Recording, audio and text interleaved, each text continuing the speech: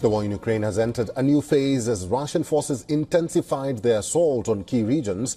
Russia carried out a massive attack on Kyiv after pummeling Kharkiv and pushing Ukraine on the edge. The death toll has risen to 19 in the last 2 days. This next report shows you the moment Russia shattered Ukraine's capital and the aftermath.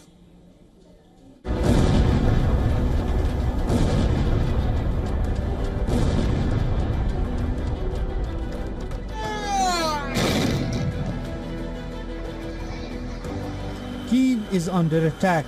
Russia has unleashed a devastating combination of missiles and drones, attacking high-value targets and turning the Ukrainian capital into a firestorm. These are the images of sirens blaring as Russia carried out its bombing campaign on Kyiv. Air defense systems activated to counter missile attack on Kyiv. The Russian attack triggered loud explosions and multiple fires across the city.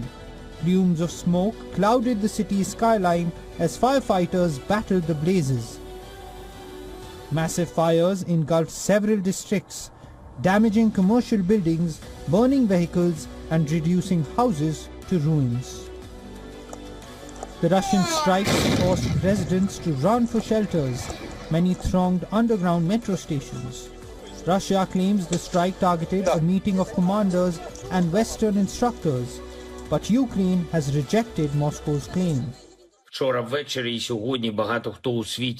Many around the world have spoken out after this attack, clearly condemning Russian terror. Everyone who sees this and does not turn a blind eye, who speaks the truth clearly and directly, deserves gratitude, not only from us in Ukraine, but from the entire world. Staying silent about the fact that it is Russia killing children with ballistic missiles is wrong and dangerous.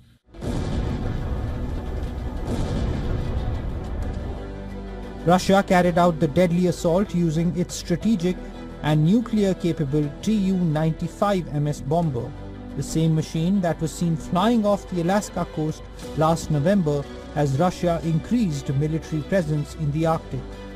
The Tu-95 are designed for long-range missions with a range exceeding 14,966 kilometers, allowing them to strike targets globally. Its large size allows it to carry a significant payload of 20,000 kg. The attack comes 2 days after a deadly Russian missile strike in Zelensky's hometown Kryvyi Rih claimed 18 lives and leaving dozens injured. Russia has intensified its aggression as President Trump pushes for a partial ceasefire. Moscow says Russia and the US could reach out to each other again as early as next week. But can Trump pressure Putin to agree to a truce, or is it just the start of an even longer battle? Bureau Report, WION World is One. Dr. Glenn Deason is a professor of international relations at the University of Southeastern Norway. He is also an editor at the Russia in Global Affairs journal. Dr. Deason is now joining us live from Norway. Great to see you, sir, and thank you very much for making time for us. What message is Russia trying to portray here? On one end, they say they are in talks with the US. They will adhere to proposals laid out by both Putin and Trump. And on the other, they are escalating the war and now targeting the heart and center of Ukraine. Well, I think it's no secret that the negotiations have stalled for a bit. So we see now the war being continued on all sides. For Russia, we see that they're intensifying, of course, their attacks against the entire front line. And I think a massive offensive in the near future can also be expected. And again, on the American side, they also continue now sending weapons. They still provide intelligence. So the war still continues as it did. And I think, as we also learned from this New York Times article a few days ago, that given that how much the US had contributed to this war to begin with, we see now, both sides effectively continuing what they have been doing for the past 3 years. So I think there's, that the Russians have been arguing that they would like to get a diplomatic settlement, but in the absence of it, they will continue to fight the war. And I think they now see the Ukrainians being on their back foot in a very weak position. And the concern from the Russians, at least what they're expressing, is that the Western countries aren't serious about negotiations, that they're simply trying to buy time to rearm Ukraine and prolong the war. So there's a lot of distrust on both sides. Mm-hmm. Dr. Dissen, in your view, do you think these ceasefire talks are a facade? And what's the end game here? President Zelensky is continuously asking Trump to intervene, but how far can Trump go and what can he do at this juncture? Well, I don't see any indications that well, maybe the United States, but I don't see Zelensky wanting this peace. I think the Russians, they want peace, but they have set very strong conditions. And I think the Europeans have also played a very, I guess, unhelpful role.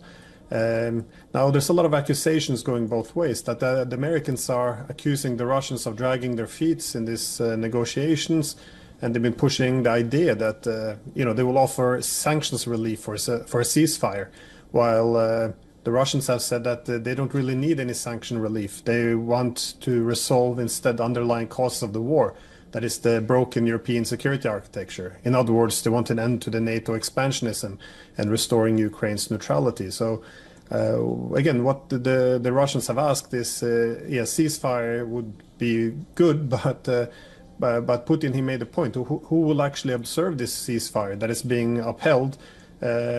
Will NATO spend the time of the ceasefire to simply rearm Ukraine? What will happen during the ceasefire or even after? Will there be a political settlement? And I think a key concern is also that the Europeans are threatening to send troops into Ukraine during a ceasefire, which makes it impossible from the Russian perspective to approve it. So they see this also as being an approach by the Europeans to sabotage these peace agreements, because the key concern from the Russian side is that any ceasefire would just become another Minsk agreement, which was the 7 years when a political settlement was not implemented. Instead, it was just buying time. So I think that in the absence of negotiations moving forward, I think that we should expect this war to intensify quite dramatically as well. So it looks like all these attacks by Russia is simply preparing the front line, because they mobilized a lot of troops and they're preparing for a front that is offensive across the entire front line. All right, Professor of International Relations at the University of Southeastern Norway, Dr. Glenn Dissen, good to see you. We'll have to leave it there. Thank you for talking to us today. Good to be with you.